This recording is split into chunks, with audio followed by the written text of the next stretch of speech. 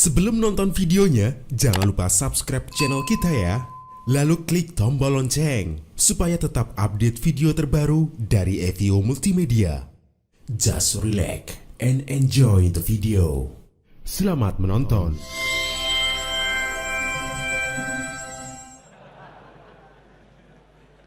Sekarang, apa itu ilmu pengetahuan? Pengetahuan.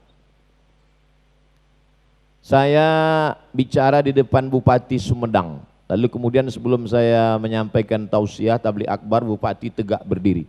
Selamat datang Ustaz Abdul Somad di kota kami Sumedang, kota yang penuh dikenal dengan kota berpengetahuan. Saya terkejut, selama ini setahu saya yang kota ilmu pengetahuan itu Yogyakarta. Rupanya maksud dia kota yang banyak tahu. Kata Bupati Sumedang. Apa itu ilmu? Ilmu selalunya dalam bahasa Inggris knowledge. K-nya tidak dibaca, sama seperti pisau, knife. Ada juga yang huruf P tidak dibaca, psychology. Jadi jangan jawab kuliah di mana? Psikologi. Betul. Knowledge. What is knowledge? Knowledge, understanding of someone or something such as fact.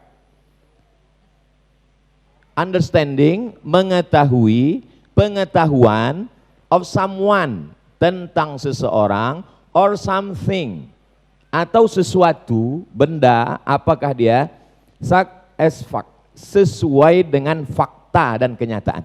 Maka pengetahuan kita tentang seseorang, tentang sesuatu, tentang kota, tentang benda, sesuai dengan fakta dan kenyataan, itu disebut dengan knowledge. Sekarang kenal tak dengan Abdul Somad? Understanding of Abdul Somad. Mengenal Abdul Somad sesuai dengan fakta, itu disebut dengan knowledge, ilmu pengetahuan. Kalau ada orang kenal Abdul Somad tidak sesuai fakta, itu namanya hoax. Fiktif. Lalu apa kata orang Arab? Saya kutip pendapat Imam Al-Jurjani. Nama kitabnya At-Ta'rifat. Penulisnya Ali bin Muhammad ibn Ali Al-Jurjani. Penerbitnya Darul Kutub Al-Arabi, Beirut. Cetakan pertama tahun 1405. Halaman 199. Saya hanya bisa cerita sampai ke situ. Kalau Ustaz Adi Dayat lengkap dengan tokonya sebelah kiri di dekat tiang ini.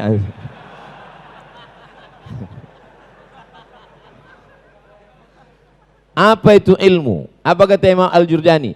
Al-ilmu huwal i'tiqadul jazimul mutabiq lil waqi'. Mirip seperti orang Inggris berkata. Al-i'tiqadul jazim, keyakinan yang kuat, al-mutabiq lil waqi', sesuai dengan fakta. Coba lihat. Tidak ada kesepakatan antara Imam Al-Jurjani dengan orang Inggris. Tapi kalau kita lihat, itu menunjukkan berbeda agama. Padahal ini saya ambil yang Inggris dari Oxford Dictionary, dari kamus Inggris. Tapi di ujungnya sama. Al-mutabiq lil waqi', sesuai dengan fakta dan kenyataan. Sedangkan orang Inggris menyebut as fact, sesuai dengan fakta, nyata. Kalau tidak sesuai, maka berarti dia bukan ilmu. Oleh sebab itu kalau ada orang berilmu, bergerak ilmuwan, intelektual, tapi tidak menyerap pengetahuan sesuai dengan kenyataan, maka menurut definisi ini maka tidak dapat dianggap sebagai ilmu. Lalu apa beda knowledge dengan science? Adapun science adalah, science is what we do to find out about the natural world. Suatu cara untuk mempelajari berbagai aspek tertentu dari alam secara terorganisir. Pengetahuannya knowledge. Cara untuk mengetahuinya dengan suatu metode yang terbakukan, caranya itu disebut dengan science. Memang jam-jam segini agak sulit menangkap ini.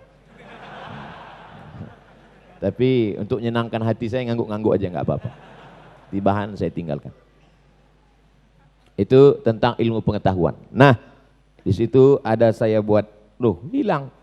Oh ada. Jadi Allah Ta'ala kasih kita akal. Saya buat di tengah itu ada akal, yang di atas itu akal, bulat. Apakah akal itu bentuknya bulat? Tidak. Ada juga yang peta segitiga. Akal. Lalu akal ini mencerna dua. Yang warna hijau itu ayat yang tersurat. Ayat yang tersurat.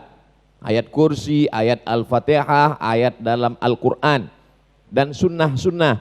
Lalu kemudian ada lagi objek akal, ayat tersirat. Kauniyah namanya.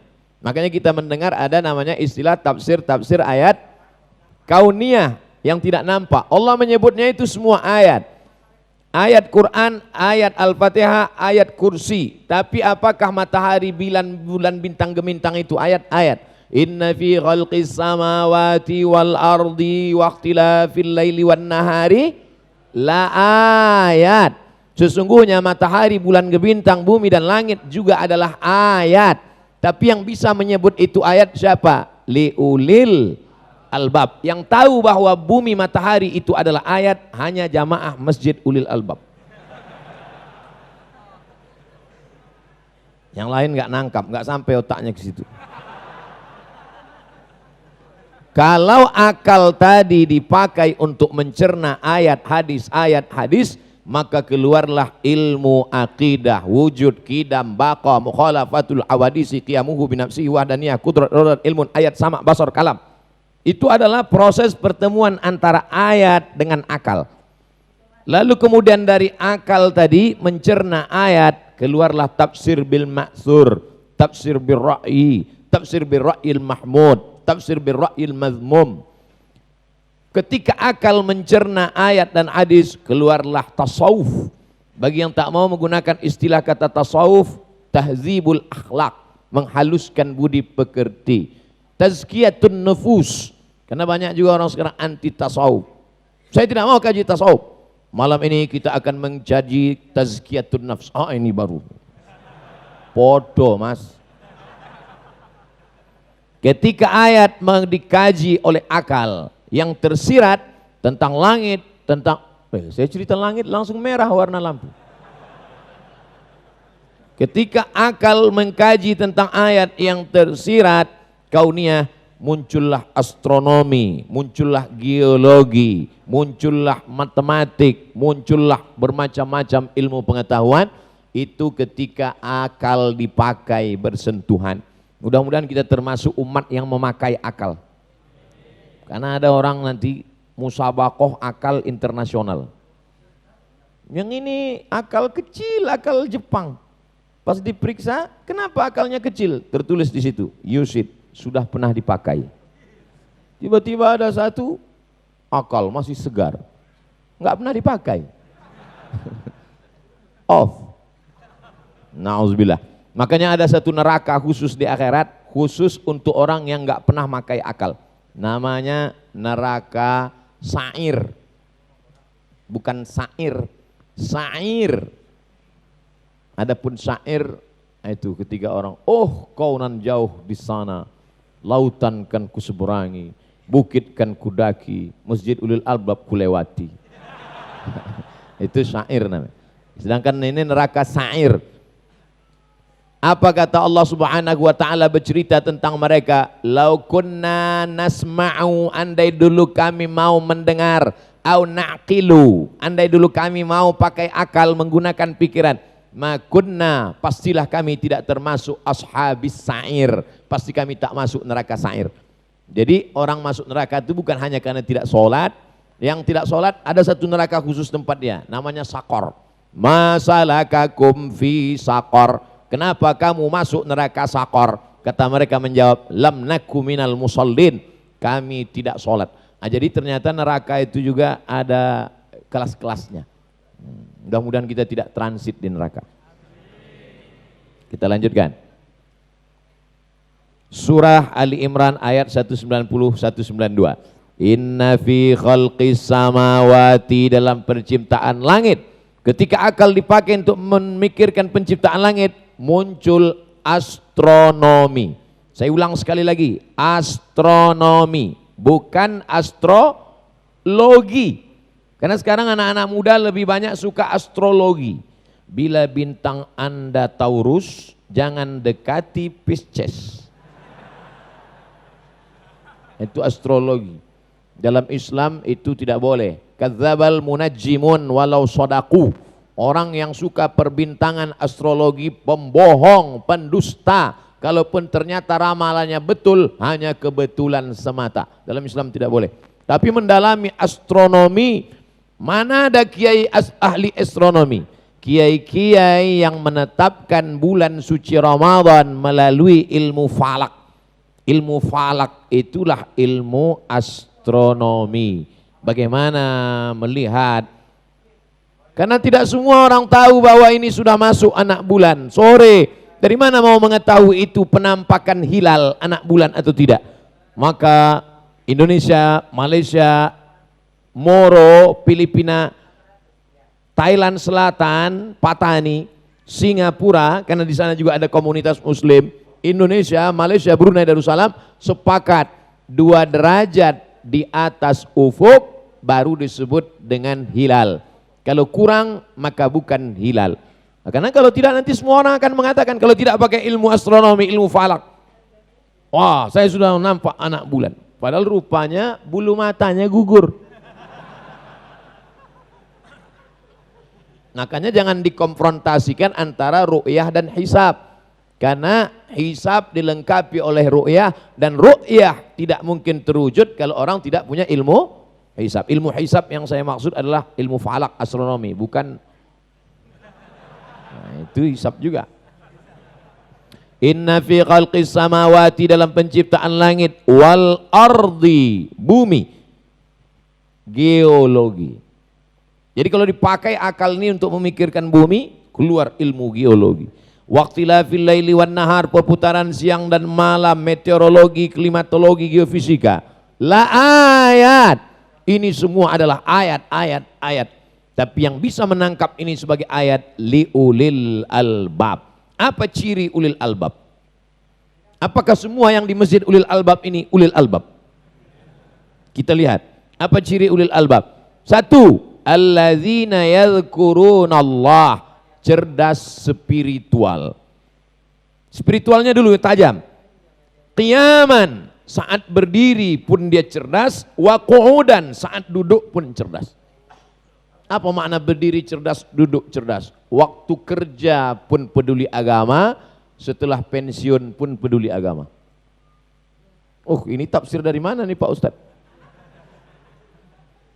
Wa ala junubihim, karena posisi manusia ini cuma ada 3. Tegak, duduk, baring.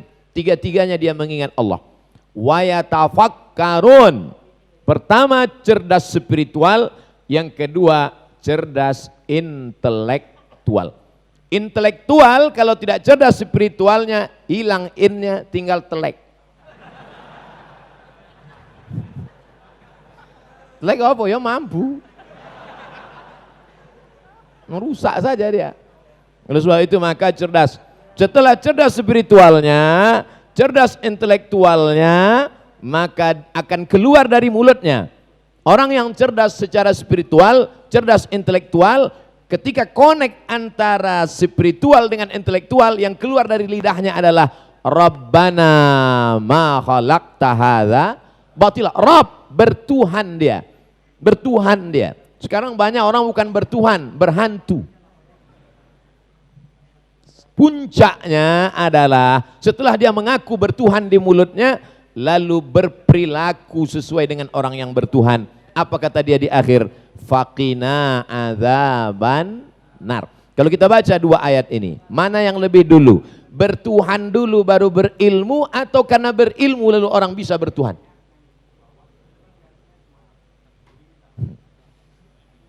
Nanti diajak ilmiah nggak sanggup. Nanti saya ceramah kiki katanya nggak ilmiah. Jadi saya gimana? Coba lihat ayat ini. Orang berpikir dulu baru bertuhan. Makanya ada seorang filosof muslim namanya, lupa saya namanya. Tapi dia menulis satu kisah, judul itu kisahnya berjudul Hai bin Yaqzan. Nama penulisnya Ibnu Tufail. Saya punya novelnya. Novel semi fiktif. Ada seorang anak lahir di tengah hutan, bapaknya mati, ibunya meninggal, dibesarkan oleh gorila. Tidak bertuhan. Tapi kemudian ketika dia berpikir menggunakan akalnya, dari mana aku datang, kenapa gorila ini? Tiba-tiba gorila itu mati. Detak jantungnya berhenti. Kenapa dia hidup? Dari mana dia? Setelah berpikir, muncullah. Sebetulnya ini novel fiktif, filosof ingin bercerita tanpa datang nabi pun, tanpa datang rasul pun, orang kalau menggunakan akal dia bisa bertuhan. Hanya saja pengetahuannya tentang Tuhan tidak sempurna. Makanya banyak para pemikir-pemikir itu bertuhan tapi tidak beragama. Karena kata dia agama terlalu sempit. Agama terlalu sempit kata dia. Tapi dia tahu Tuhan tapi tidak kenal Tuhan secara jelas. Siapa nama Tuhanmu? X. Karena akal tidak menjelaskan siapa Tuhan. Yang menjelaskan siapa namanya adalah Muhammad sallallahu alaihi wasallam. Karena dia menerima wahyu. Siapa namanya? Ar-Rahman, Ar-Rahim, Al-Malik, Al-Quddus, As-Salam. Di mana dia? Ar-Rahmanu 'alal arsy istawa. Oh, kalau begitu dia duduk di sana. Wa huwa ma'akum aina ma kuntum. Loh, gimana ini yang betul? Katanya duduk di atas aras. Habis itu dia pergi kemana-mana. Yang betul di mana? Dua-duanya betul. Lalu bagaimana kita memahaminya? Laisa kamislihi syai'un wa lam yakul lahu kufuwan ahad.